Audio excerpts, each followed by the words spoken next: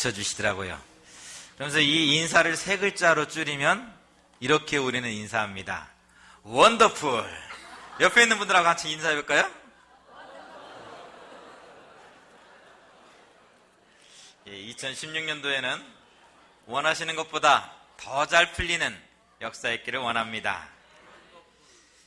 그 새해를 시작하면 누구나 새해는 지난해보다 더 잘 풀리기를, 더 좋은 일들이 많이 있기를 기도합니다. 그래서 새로운 결단을 위해서 등산을 하기도 하고 추운 겨울 바다 수영을 하면서 그 결단을 더 다짐하곤 합니다.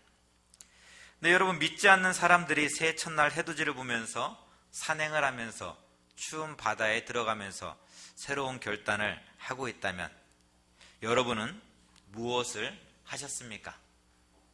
우리가 믿는다고 한다면 믿지 않는 사람들과 뭔가는 달라야 될 터인데, 차이가 있어야 될 터인데, 여러분의 새해는 2016년도는 어떻게 시작하셨습니까? 12월이 되면 교인들에게 듣는 가장 많은 인사가 바쁘시죠? 라는 인사입니다. 정말 그 인사처럼 11월, 12월이 되면 어떻게 하루하루가 지나가는지 정말 정신없이 지나갑니다. 정책당회로부터 시작해서 인사당회, 또 요람작업, 성탄절, 송구영신예배, 그렇게 하루하루가 지나가다 보면 눈을 뜨니까 1월 1일 새해가 됐어요. 그러면서 한편으로 걱정하죠. 1월 1일을 준비하지 않았는데 벌써 새해가 됐네? 라고 말입니다. 근데 참 재미있는 것은 바쁘시죠라는 인사를 12월에 들었는데 1월에 들어서 새로운 그 인사가 바뀌었습니다. 새해 복 많이 받으세요. 근데 인사는 바뀌었는데 그 12월의 분주함은 여전히 저의 삶 가운데, 삶의 한자리에 놓여 있는 것을 보게 됩니다. 분명히 2016년이 되면 분주했던 모습들이 정리되고 다른 모습으로 살 줄 알았는데 잠자고 일어나 새롭게 맞이한 1월은 12월과 똑같이 분주함의 연속이더란 말입니다. 보신각 종을 울리기를 기다리는 사람들은 한결같이 목소리 높여서 외칩니다. 10, 9, 8, 7, 6, 5, 4, 3, 2, 1, 야호! 그러면서 새해를 맞이합니다. 근데 여러분, 종이 울리고 집으로 돌아가는 발걸음에 새로움이 있으시던가요? 새로운 날을 산다는 것은 단순히 숫자가 2015에서 2016년으로 바뀌었다라고 살 수 있는 것은 아닙니다. 연말 종무식을 멋지게 준비하고 산에 올라 야호를 외치며 시무식을 한다고 해서 새로운 날을 사는 것도 아닙니다.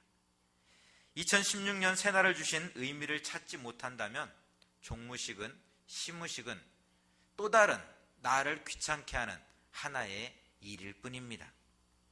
지난주 목사님과 함께 그 식사를 하던 중 학사장교 출신의 한 선배님 이야기를 듣게 되었습니다. 그러니까 대학원을 졸업하고 석사장교로 이제 군에 가기 위해서 지원을 했는데 떨어진 거예요. 그래서 석사장교를 가지 못하고 학사장교를 가다 보니까 자기 후배들이 고참으로 이렇게 있게 되었습니다. 그러니까 화가 나는 거죠. 석사장교 떨어진 것도 화가 나는데 군에 가보니까 후배들이 고참으로 있는 거야. 그러니까 말도 안 듣고 뺀질뺀질 거립니다. 근데 고참의 입장에서는 뭐 어떻게 좀 혼내고 싶어도 학교 선배인지라 어찌할 수 없는 거예요. 그 모습이 하도 보기가 흉했던지, 그러니까 위에 고참이 그 사수한테 군기 좀 잡아오라고 이야기를 했다고 합니다. 근데 이 사수는 선배인지라 어떻게 하지 못하는 거예요. 그러던 어느 날 하도 화가 나갖고 옆에 있는 양은 냄비를 가지고 그 선배의 머리를 탁 때렸답니다. 근데 때리고 나니까 조금 황당하잖아요. 그래서 더 이상 어떻게 하지 못하고 이제 밖으로 나간 거예요. 뜬금없이 머리를 한 대 맞고 난 이 선배는 멍하니 있다가 찌그러진 냄비를 바라보게 됩니다. 석사장교 떨어진 것으로 인해서 원망하고 후회하고 분노해하고 그러면서 하루하루를 살았던 자신의 모습을 보게 됩니다. 그러면서 이렇게 살면 안 되겠구나. 내가 지난날에 석사장교 떨어진 것에 붙잡혀서 정말 오늘도 원망으로, 미움으로, 분노로 살아가고 있구나. 그러면서 새로운 삶을 시작하게 되었다고 합니다. 그래서 그 찌그러진 냄비를 그 벽에 걸어놓고 있었다라는 그런 이야기를 들었습니다. 그렇습니다. 새해를 산다는 것은 단순히 눈을 떴기에 사는 것이 아니라 지난날의 어두움, 추억에 매여 사는 것이 아니라 오늘의 의미를 가지고 살아갈 수 있는 사람이 새날을, 오늘을 사는 사람입니다. 출애굽의 그날도 그러했습니다.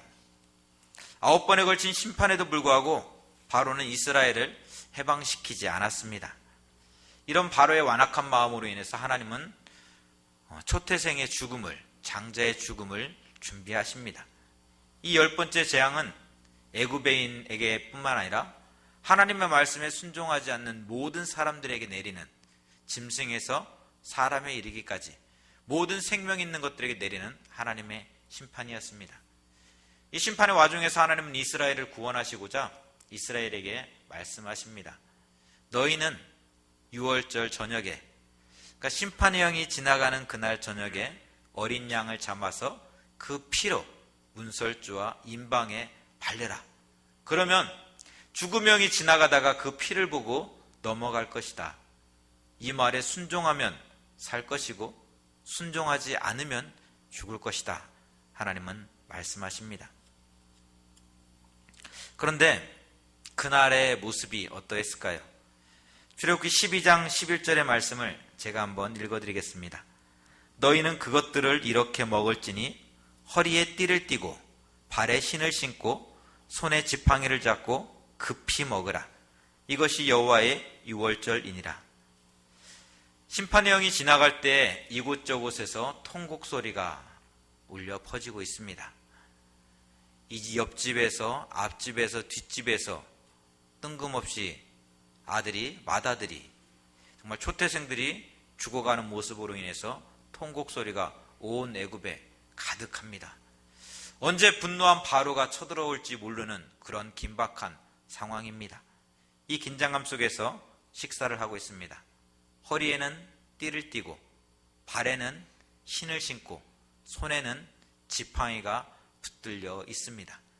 언제라도 이제 그만 출발하면 출발할 수 있는 그러한 상황입니다. 말이 밥을 먹는 것이 밥이 입으로 들어가는지 코로 들어가는지 모르는 그러한 상황입니다. 그때 바로가 모세와 아론을 불러서 너희의 말대로 가서 여호와를 섬기라. 너희 때문에 우리가 다 죽게 되었으니까 속히 이 땅을 떠나라 명령합니다. 그렇게 정신없이 출애굽은 시작되었습니다. 준비된 시작이 아니라 아무 준비 없이 정신없이 번갯불에 콩 굽듯이 출애굽은 시작되었습니다. 430년을 머문 땅인데 제대로 된 인사조차 놔주지 못하고 그들은 애굽을 떠나야 했습니다. 그런데 어떻습니까, 여러분? 어제의 이스라엘과 오늘의 이스라엘이 말입니다. 분주함의 연속이지만 어제의 이스라엘은 애굽의 노예였습니다. 오늘의 이스라엘은 자유인입니다.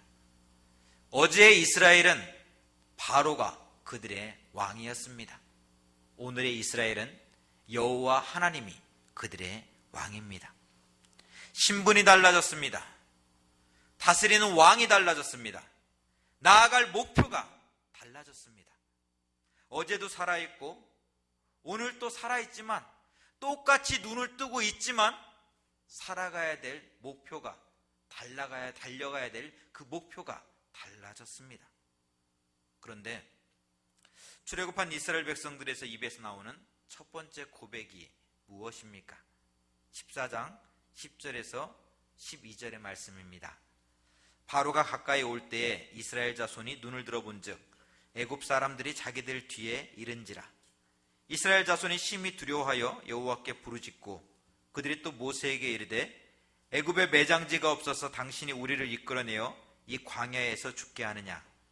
어찌하여 당신이 우리를 애굽에서 이끌어내어 우리에게 이같이 하느냐? 우리가 애굽에서 당신에게 이른 말이 이것이 아니냐 이르기를 우리를 내버려 두라 우리가 애굽 사람을 섬길 것이라 하지 아니하더냐. 애굽 사람을 섬기는 것이 광야에서 죽는 것보다 낫겠노라.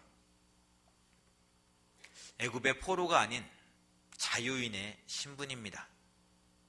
애굽의 노예가 아니라 해방된 민족의 모습입니다.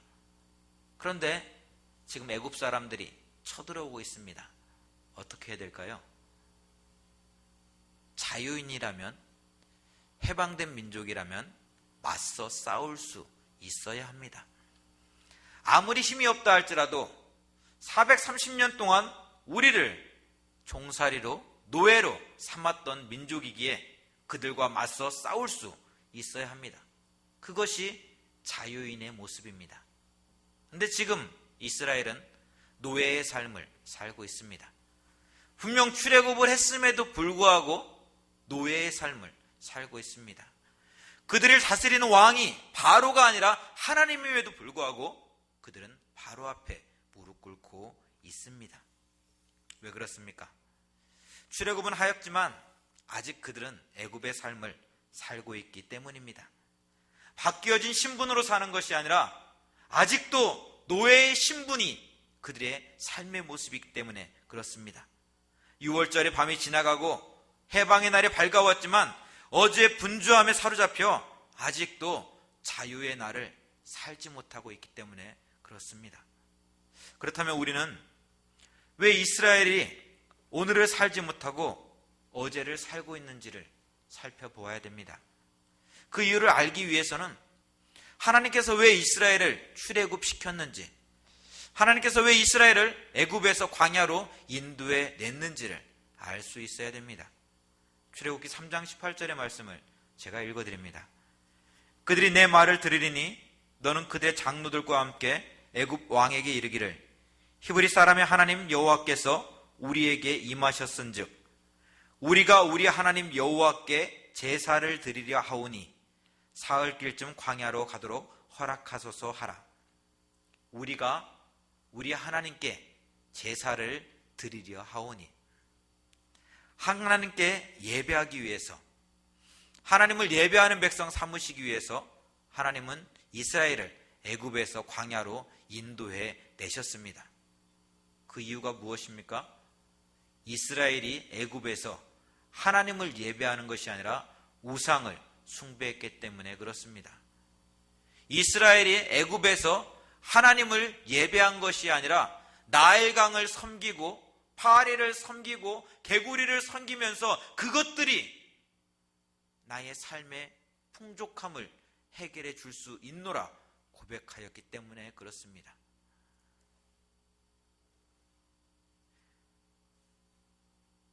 그래서 하나님은 출애굽기 12장 12절에서 분명히 이스라엘 백성들에게 말씀하십니다. 내가 그 밤에 애굽 땅에 두루다니며 사람이나 짐승을 막론하고 애굽 땅에 있는 모든 처음 난 것을 다 치고 애굽의 모든 신을 내가 심판하리라. 나는 여호와니라. 애굽의 모든 신을 심판하리라. 그것이 하나님의 의지였습니다. 10가지 재앙을 통해서 이스라엘 백성들에게 가르쳐주고 싶었던 하나님의 마음이었습니다. 하나님께서 애굽에 내린 10가지 재앙을 통해서 이스라엘에게 말씀하시고자 하는 것은 나일강이 신이 아니라는 사실입니다. 개구리가 신이 아니라는 사실입니다. 이가 신이 아니라는 사실입니다. 송아지가 신이 될 수 없다는 사실입니다. 그것은 나 여호와가 창조한 피조물에 불과하다는 것을 하나님은 말씀하고 싶었습니다. 너희가 섬길 대상은, 너희가 예배할 대상은 나일강이 아니라 나 여호와라는 것을 주님은 말씀하고 싶었던 것입니다. 그런데 이스라엘이 이 사실을 알지 못하고 있습니다. 왜 불러내셨는지, 내가 누구를 예배해야 되는지, 누가 나의 왕인지 알지 못하고 단순히 몸만 애굽에서 광야로 옮겨졌을 때 그들은 광야에 있음에도 불구하고 애굽의 삶을 살 수밖에 없었습니다. 그 결과 이스라엘은 홍해바다 앞에서 하나님을 원망합니다. 그 결과 마라의 쓴물 앞에서 하나님을 원망합니다. 르비딤에서 하나님을 원망하고 신광야에서 하나님을 원망합니다. 앞을 가로막고 있는 바닷물이 무섭기에, 목마름을 해결할 수 없는 마라의 쓴물이 원망스럽기에 그렇게 하나님을 원망합니다. 근데 참으로 안타까운 것은 이러한 이스라엘의 하나님을 향한 원망은 예수님이 이 땅에 오셨을 때에도 동일한 모습으로 나타나고 있음을 우리는 보게 됩니다. 풍랑이는 파도 가운데 제자들은 예수님을 원망합니다. 예수님, 왜 주무시고 계세요? 파도에 우리가 다 죽게 되었는데 어떻게 좀 해보세요, 예수님. 내 인생의 목마름을 해결할 참 생명의 물을 찾지 못해 방황하는 수가성 여인의 모습 앞에서 우리는 마라의 쓴물 앞에서 원망하는 이스라엘의 모습을 보게 됩니다. 하나님이 어떤 분이십니까? 바다를 지으시고 공중에 나는 새를 지으신 분이 하나님이십니다. 그분이 바닷물이 물러가게 하시고 다시 들어오게 하십니다. 파도야 잠잠하라. 아무것도 들을 수 없고 아무 생각도 없고 어떻게 사람이 이야기한다고 움직일 수 있을까? 그 파도임에도 불구하고 주님께서 명령하시니까 그 파도가 순종합니다. 잠잠하라는 말씀 앞에, 물러가라는 말씀 앞에 물러가고 다시 들어오고 잠잠하는 것이 온 우주 만물입니다. 그 이유가 무엇입니까? 하나님은 온 우주 만물의 왕이시기 때문에 그렇습니다. 온 우주 만물을 다스리시는 분이 하나님이시기 때문에 그렇습니다. 그래서 가야 할 길이 바쁘지만 하나님은 출애굽의 여정을 잠시 멈추고 신의 광야에서 이스라엘과 다시금 그 삶을 재정비하십니다. 이스라엘이 누구이고 하나님이 누구인지, 이스라엘이 살아가야 될 목적이 무엇인지, 오늘을 허락하신 이유가 무엇인지에 대해서 다시금 정리하자 하시면서 하나님은 신의 광야에서 이스라엘과 계약의 관계를 다시금 재정비하십니다. 우리 19장 5절 6절의 말씀을 우리 함께 읽겠습니다. 우리 본문 19장 5절 6절 말씀 우리 같이 읽습니다. 세계가 다 내게 속하였나니 너희가 내 말을 잘 듣고 내 언약을 지키면 너희는 모든 민족 중에서 내 소유가 되겠고 너희가 내게 대하여 제사장 나라가 되며 거룩한 백성이 되리라. 너는 이 말을 이스라엘 자손에게 전할지니라. 아멘. 너희가 내 말을 잘 듣고 내 언약을 지키면, 이때 내 말과 내 언약으로 대표되어지는 것이 바로 우리가 잘 알고 있는 십계명입니다.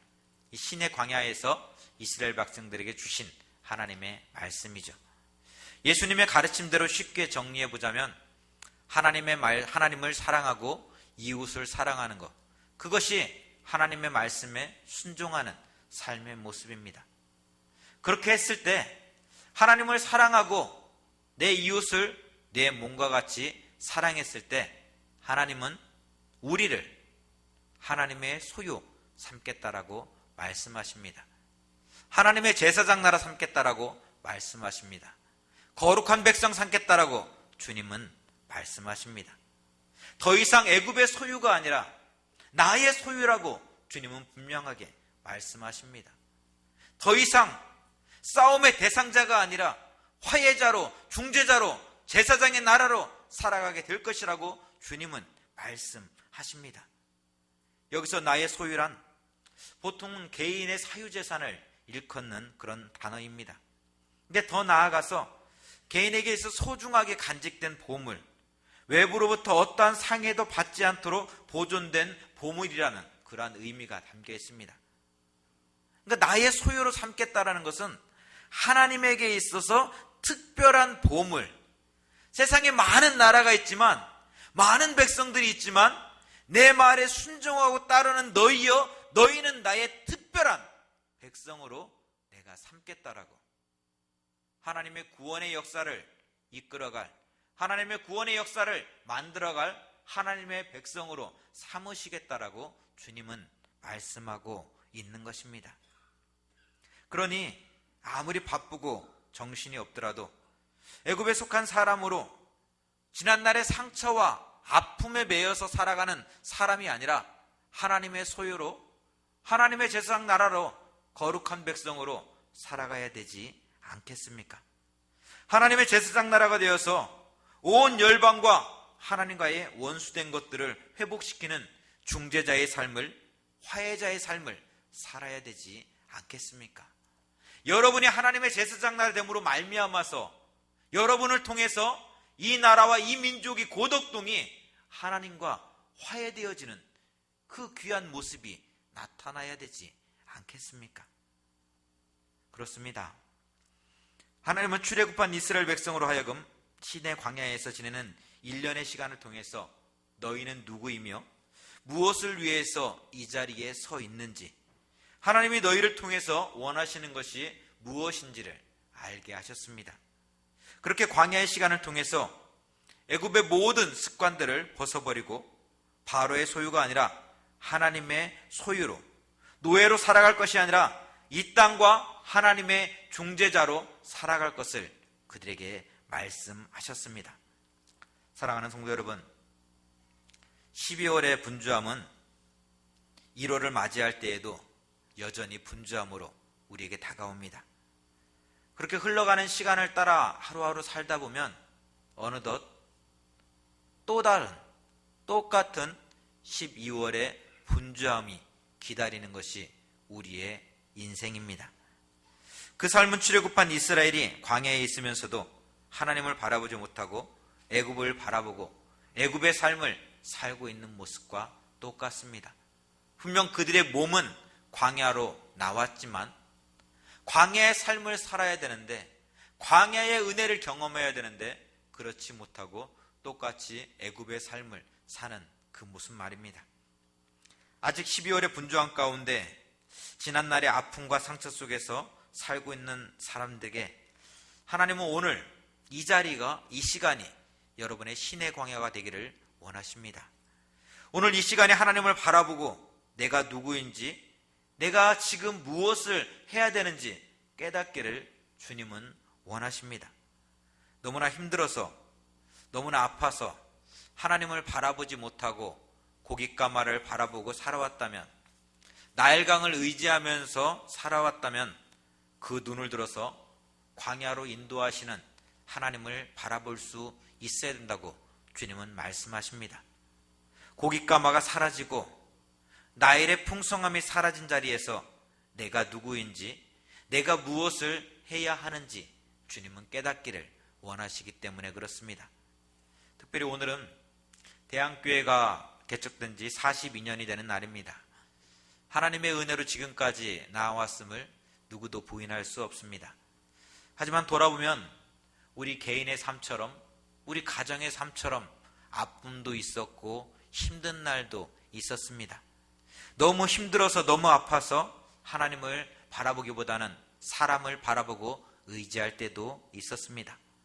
그러나 하나님은 애굽의 그 모든 시간 속에서 광야로 우리의 삶을 인도하셨듯이 그렇게 대한교회의 탄식 소리를 다 들으시고 애굽의 삶에서 우리를 건져 주셨습니다. 그렇게 하나님께서 광야로 우리의 삶을 인도해 주셨는데 이제 우리가, 여러분이 해야 될 일이 무엇일까요? 더 이상 애굽에 얽매여 사는 것이 아니라 지난날의 아픔과 고통에 묶여 사는 것이 아니라 그 모든 것을 벗어 던지고 애굽의 고깃가마도 벗어 던지고 애굽에서의 서로 다툼도 벗어 던지고 하나님의 소유로, 제사장 나라로, 거룩한 백성으로 다시금 일어서야 되지 않겠습니까? 애굽에서의 경험이 홍해바다 앞에서 두려워 떨게 하는 것이었다면 나일강을 피로 바꾸신 하나님의 전능하심을 바라보면서 우리는 요단강을 담대히 건너갈 수 있어야 됩니다. 바로의 채찍에 두려워 그 발 앞에 엎드릴 수밖에 없었다면 친히 십자가에 달려 나를 대신해서 그 모든 채찍과 모욕을 당하신 우리 주님을 기억하면서 바라보면서 우리는 담대히 나아갈 수 있어야 합니다. 주님의 십자가는 어제의 아픔을, 애굽의 고난을 친히 대신하신 십자가이며 그 모든 죄를 사하시고 부활의 소망을 우리에게 보여주신 십자가이기 때문에 그렇습니다. 그렇게 대한교회가 하나님의 십자가를 바라보면서 하나님의 약속의 말씀을 붙잡고 나아갈 때 하나님의 소유가 되어지고 하나님 나라의 백성으로 이 나라와 민족을 하나님께 올려드릴 제사장의 사명을 감당하게 될 줄 믿습니다. 대항의 모든 가족들의 삶의 자리에서 여러분을 뒤돌아보게 하는 것들이 무엇입니까? 애굽의 고깃가마입니까? 아니면 나일강의 풍성함입니까? 하나님은 말씀하십니다. 너희의 왕은 바로가 아니라 나 여호와라고 주님은 말씀하십니다. 이 사실을 믿어야 됩니다. 나의 왕이신 그분이 나를 택하셨고 나를 부르셨고 나를 지명하여 불러서 광야로 인도하셨다면 광야에서도 그분이 나의 삶을 인도해 가실 것을 우리는 믿어야 합니다. 그때 우리는 노예의 삶이 아닌 자유자의 삶을 살 수 있습니다. 그때 우리는 거룩한 백성으로 하나님의 소유로 제사장의 나라로 살 수 있는 것입니다. 이 시간 말씀을 정리하면서 우리 함께 다 같이 통성으로 기도하기를 원합니다. 하나님, 나를 올가매고 있던 지난날의 모든 죄악들을, 모든 두려움과 어둠의 세력들을 십자가의 보혈로 건져주신 주님을 바라보면서 십자가 밑에 다 내려놓고 살 수 있게 도와달라고 기도하기를 원합니다. 하나님의 소유가 되어서 하나님의 백성 되어서 하나님의 나라가 되어서 가정을 축복하고 이 나라와 민족을 축복하는 대한교회가 우리 가정이 되게 해달라고 우리 주님의 이름을 크게 한번 부르며 같이